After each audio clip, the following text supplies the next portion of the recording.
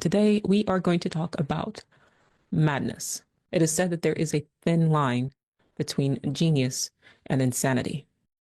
I want to talk about what it means to go crazy versus what it means to lose one's mind, to redefine what mind is. This episode was inspired by a video I watched on Instagram. In it, the creator talked about how great artists, particularly in modern times, start off creating figurative works like this.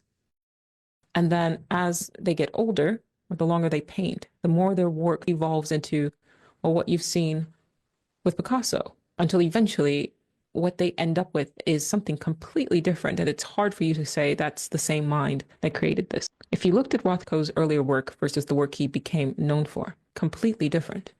There's got to be something that happens in the mind of artists. An artist is not an artist because they create. It's a rebellious mind that is creative by nature, but rebellious first and foremost. The spirit is a rebellious spirit. The fruit in which said spirit expresses itself ends up being intangible forms for the most part. We see that in music, we see that in art, we see that in sculpture. But these are fruit of a mind of artists. You're not an artist simply because you create. You create because you're an artist. But what we see an artist creates are manifestations of their mind. So it is the mind of the artist that matters more than the work they create. After watching that video, I wondered what brings about that change in the work they create. Now, I went and read through the comments, and a lot of what people were saying was, well, as an artist, you have to learn the rules to break it. And I heard that exact same thing when I was in grade school. We're just echoing things without thinking about what that actually means. That's not necessarily what is going on. You don't have to learn rules to break them. Some people break rules without knowing what the rules are.